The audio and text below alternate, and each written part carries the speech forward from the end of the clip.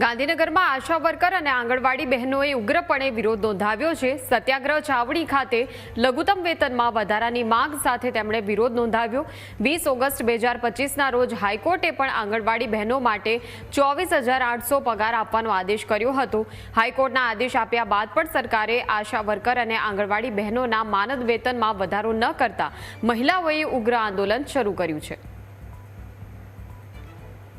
અને ત્રીજા વર્ગના કર્મચારીને સોંપવા પાત્ર કામગીરી છે, તો કામગીરી લેવી હોય ત્યારે સરકારી નોકરિયાતની કામગીરી લેવાની, અને પગાર વધારો આપવો હોય ત્યારે એમને એમ કહેવાનું કે તમે તો માનદ સેવક છો।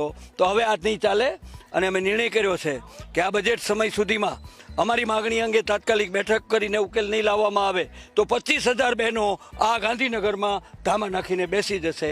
આ અમારો નિર્ણય છે। 2 કે 3 વર્કરોના હાર્ટ એટેકથી મૃત્યુ થયા છે।